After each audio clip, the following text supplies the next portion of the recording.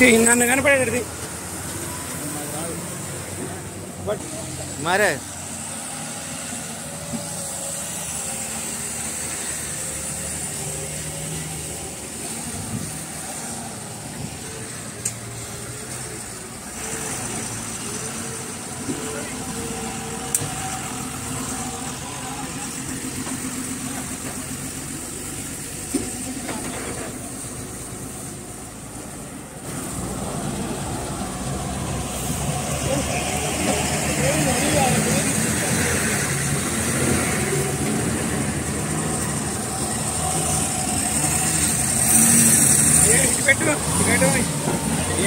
ఏడో తారీఖు 6వ నెల ఈరోజు బ్రహ్మాండంగా అరవపల్లి ఉసుక క్వారీ నడుస్తుంది చారిటగూడెం.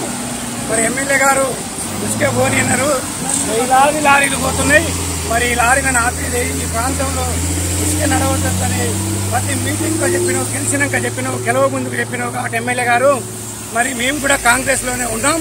మా కాంగ్రెస్ కార్యకర్తలందరూ కూడా గ్రామాలలో నువ్వు ఉసుకాప్తం అంటేనే విపరీతంగా 52,000 మెజార్టీతో గెలిపించినావు.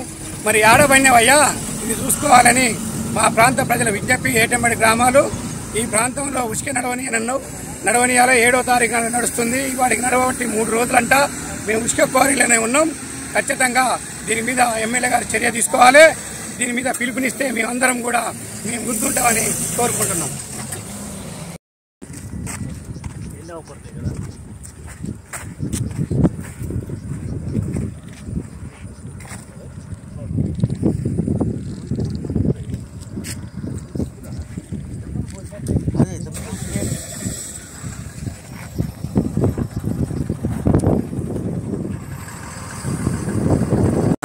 యాదిరెడ్డిగూడెం అరవాపల్లి దగ్గర ఈరోజు 7వ తారీఖు 6వ నెల ఉసుకే ర్యాంపులు స్టార్ట్ అయినాయి.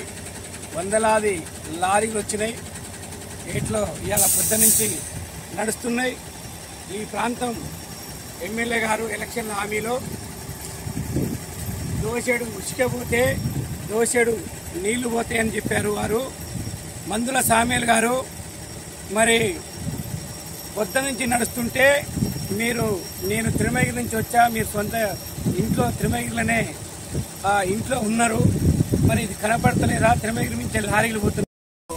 అమ్ముడు పోనూరు ఇప్పుడు తొలి వెలుగు రఘుతో కూడా చెప్పారు బ్యాంచెట్ పోనిచ్చేదే లేదని, ఎట్టి పరిస్థితుల్లో పోనిచ్చేదే లేదన్నారు. దీన్ని బంద్ చేయాలి. మీరు చేయకపోతే ఈ ప్రాంత ప్రజలు రేపు గ్రామాలలో కూడా మిమ్మల్ని తిరగనియ్యరు. ఇట్లు మీ నారగోన్ అంజయ్య, లక్ష్మీదేవి కాల్వ మాజీ సర్పంచ్. ఈ ఏటంబటి పరివార ప్రాంతాల్లో ఉన్నటువంటి వాళ్ళందరం కూడా చైతన్యం కావాలి. గ్రామాన ఎమ్మెల్యే గారు మాటలు పెట్టుకోమని పోస్ట్ ద్వారా వీడియోల ద్వారా మనం వారికి చెప్పాలని నా ఒక విజ్ఞప్తి చేస్తున్నాం ఈ తుంగతుర్తి నియోజకవర్గం ప్రజలకి.